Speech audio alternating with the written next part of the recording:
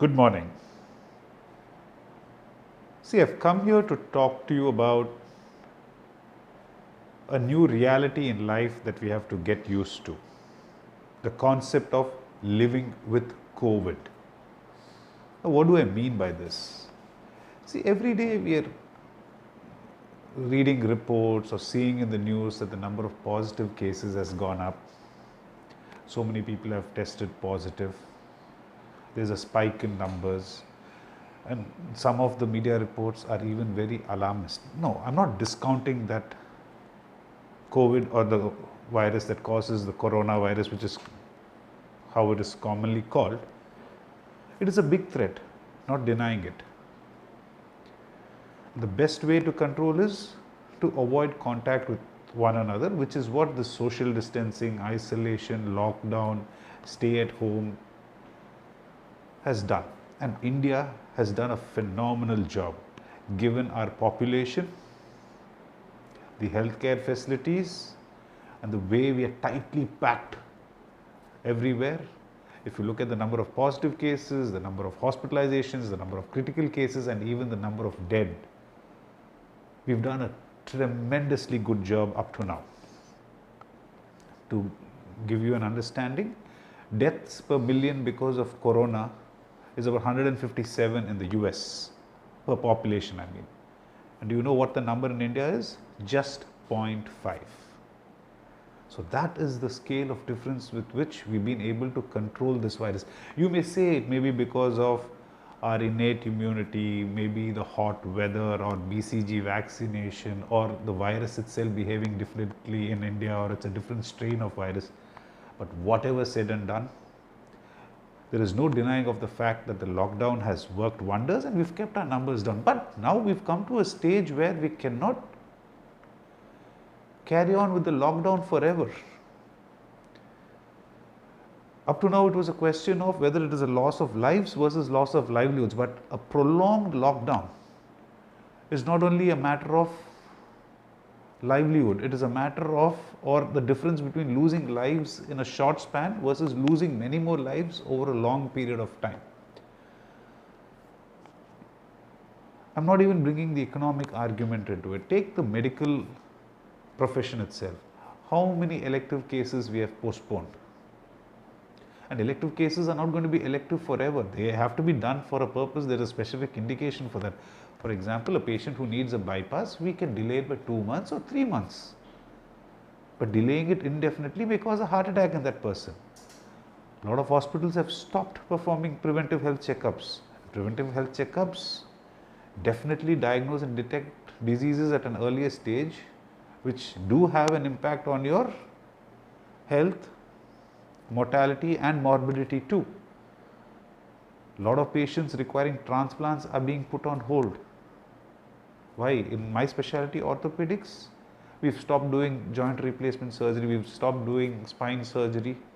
Yes, these may not directly affect the life of the patient, but lifestyle of the patient and an indirect effect on the health. So we have to gear up to this concept that COVID is going to be with us for a long time. The only way we can control the infection definitely is either by finding a vaccine or a cure, both of which I think will take at least 12 months. In my opinion, nothing before 15 to 18 months. But we cannot shut down.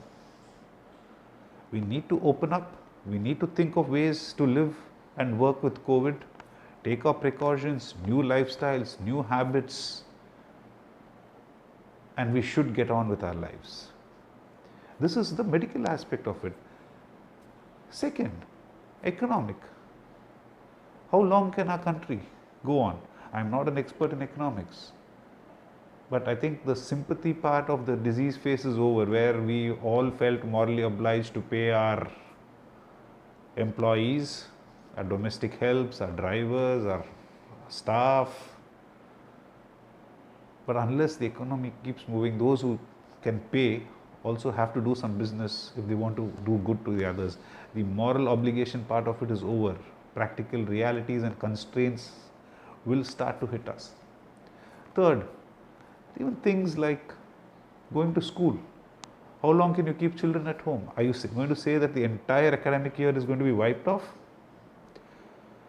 Are you going to say online classes is the way forward in a country where 65% of the children have not even seen a computer, leave alone using a computer or owning a computer? 65% of the children have not even seen a computer.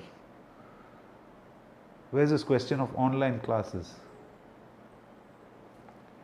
The transition has to be planned. The ways and means to live and work with COVID has to be planned. Otherwise, we are heading for a disaster from which most of us will never recover, both medically, socially, and economically. First of all, don't get worked up with the number of positive cases. It is because we are testing more.